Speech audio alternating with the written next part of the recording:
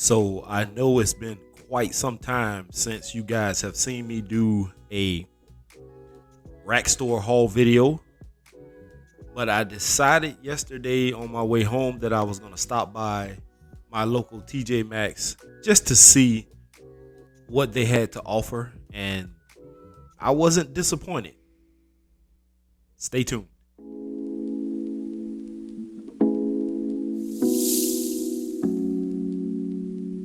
So as I was saying in the intro of the video, I hadn't been to a rack store with the specific goal of purchasing a rack store or a cheapie style fragrance. I had gotten away from that, and I started aiming a little bit higher, reaching a little bit higher for fragrances with quote unquote a little more higher quality and or class, as some would put it.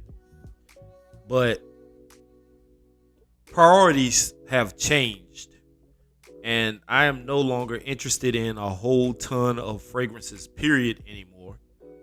But I will not pass an opportunity for a great deal, and these three specific fragrances are right along the lines of what I used to be into. And this one specific house brand, if I may, is one that I kind of didn't get into the hype of at first until the hype train had passed, and I stopped seeing as many of these fragrances being sold at my local stores until they got to a point where they were no longer readily available at the prices that you could pick them up for. So as I stepped into TJ Maxx yesterday, the first two fragrances that I came across were from the House of Cremo. And one of the fragrances, or one of the two fragrances I should say, that I have here, one is Sandalwood and Suede.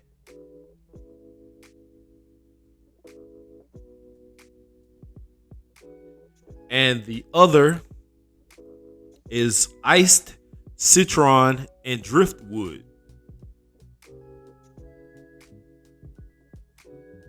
Now, I do regret not picking up these Cremo fragrances when I first started seeing them. One of them was gifted to me by a fellow reviewer that lives here on our local island, Matt. And the company Cremo itself reached out to me and sent me, I believe, 2 bottles. And I still have all 3 of those bottles. And I wasn't able to pick up anything else when the hype was out. But I am glad I found these 2.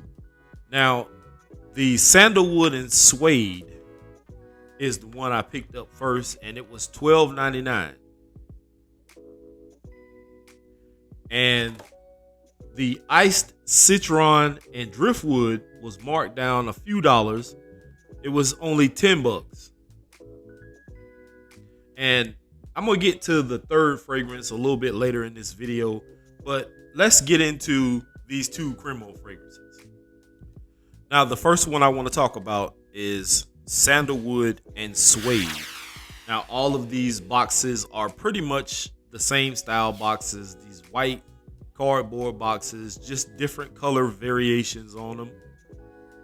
And they do have the note breakdowns on the side. So this one says number 17 with a top note of fig leaf, a middle note of sandalwood, and a base note of suede, which is pretty simple. And I cut the packaging open, and as soon as I cut open one of these fragrances, I'm not sure exactly which one it was. One of these fragrances smells phenomenal.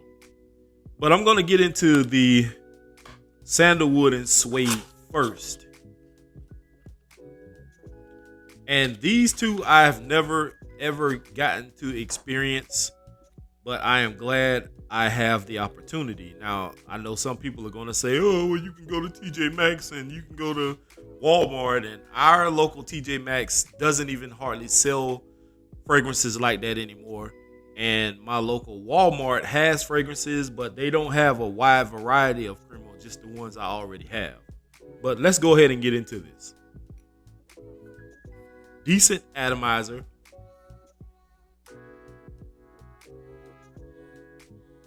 And that is not bad. That sandalwood definitely gives this a bit of creaminess. The suede is a wearable suede. That fig leaf up top is definitely there. Gives it almost a slight fruity vibe to my nose. I'm digging this. I'm really digging this sandalwood and suede, guys.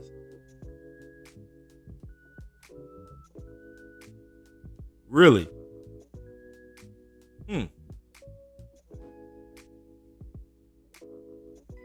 All right, guys. So next up, we're going to talk about number 7, iced Citron and Driftwood.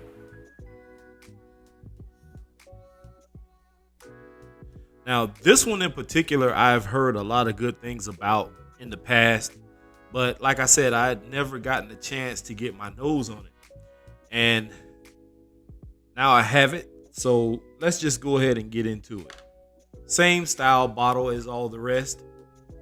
Atomizer is probably going to be, pretty much the same. I'm not going to stick my hand to my nose. That's something I have to get used to not doing. Just get it in the air. This is the one I was smelling when I cut the plastic packaging from around the boxes. Yeah, I was smelling this one through the actual box. So this one, you have sea salt up top. In the mid, you have Citron, which is obviously, I guess, some kind of citrus, and a base of driftwood.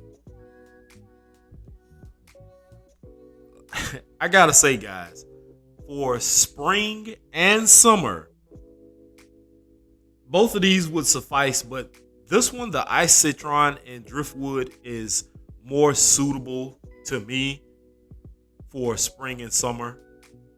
This is like the perfect scent if you want to dress casual, some shorts, just a regular tee, or maybe a light colored button down or white button down with some, cargo or khaki shorts or something like that. Just a casual dress, like you're going out to the beach or hanging out with fellas or something like that, or hanging out with your girl, either one. But yeah, both of these are eau de toilette concentrations, so don't expect much from these fragrances. I mean, you may get moderate performance out of them, if that. But I'm kind of glad to have both of these. To be honest with you, I'm not kind of glad. I'm actually stoked to have found both of these at the same time. I wish both of them would have been marked down to $10, but hey, what's an extra, $2, $3, maybe $4? So it is what it is, guys. So from the House of Cremo, we have sandalwood and suede and iced Citron and Driftwood.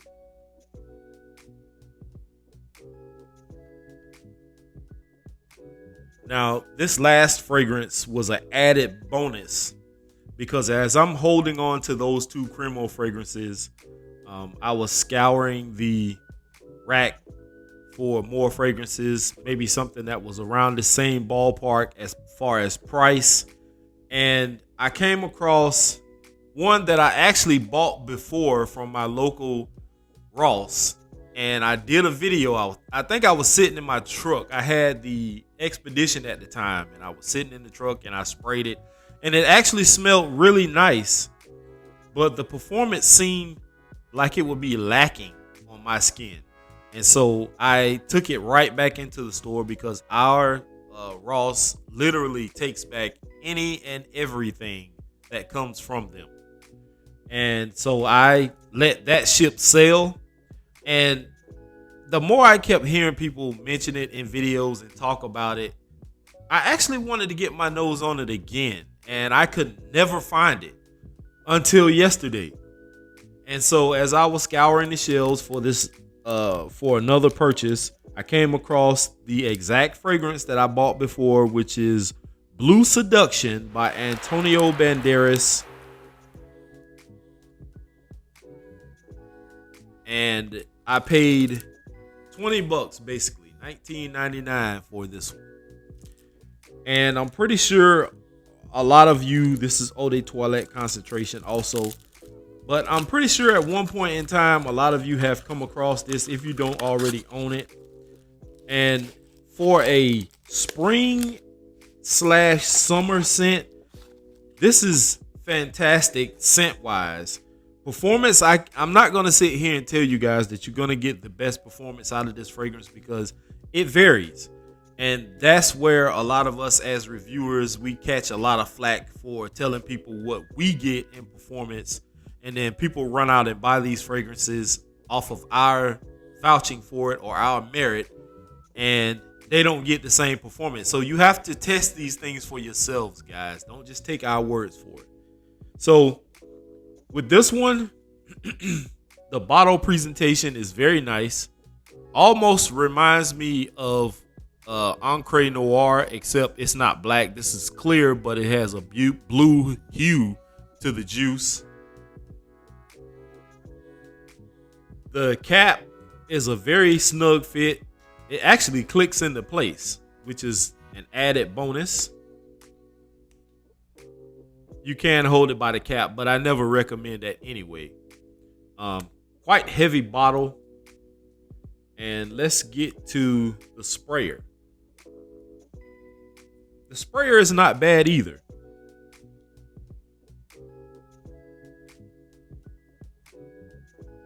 Now here I have to put my arm to my nose because I really can't smell it in the air. Let me spray it again.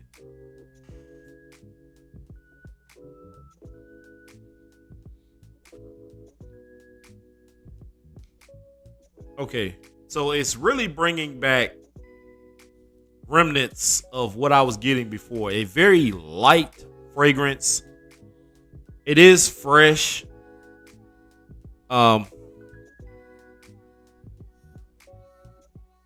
Even with me spraying it in the air, I barely can pick up much of anything. So I'm going to have to pull out my tablet for this one. So just give me a second, guys. I'll be right back. All right, guys. So I have the main accords here for Blue Seduction by Antonio Banderas for men. And it says it is aromatic, in which I can get. It is fruity. I can pick up some fruitiness. It's aquatic. It has some marine accords. A fresh, spicy, green, ozonic, fresh, citrus, and salty. And I get now, just looking at the accords, where they are going with this fragrance. It's just ultra light on my skin. Now, however, I am not going to take this back. I am going to keep it this time and give it some wearing, see what kind of performance I can get out of it. This one in specific was launched in 2007. And one of your favorite fragrance creators, Olivier Cresp, is the nose behind it. Top notes of melon, bergamot, mint, and black currant, and all of those are favorite notes of mine. Middle notes are seawater, green apple, cappuccino, and cardamom, along with nutmeg. The cardamom I can get jiggy with. That gives it sex appeal. The green apple gives it a bit more sweetness, along with a little bit of bitter, because green apple can also be a little bitter. The seawater notes, yeah, I can pick up on. The nutmeg, not so much on my skin. Base notes, a bit woodsy, and amber, which also can lend to a little bit of sweetness also. So the note breakdown comes across very promising. But performance wise is where I am lost. Um, if this fragrance was a little bit higher in price, I would have passed, especially because of what I know about this fragrance from the beginning when I first bought it several years back. Um, on Fragrantica, they give it a 4.04 out of 5 with 2,868 notes. And I know a lot of people don't agree with Fragrantica, but it just is what it is. That's what I get here. Like I said, it's not a bad fragrance. It's just the performance off of my skin seems to be ultra lacking. But once again, I am going to give it some wearing to see what I get. And I will give you guys a full review on all three of these fragrances coming up in the near future. So with that being said, guys, I am super excited for the most part about the two Cremo fragrances. And I can't wait to see what kind of performance I get out of these. Here is to smelling great. Peace.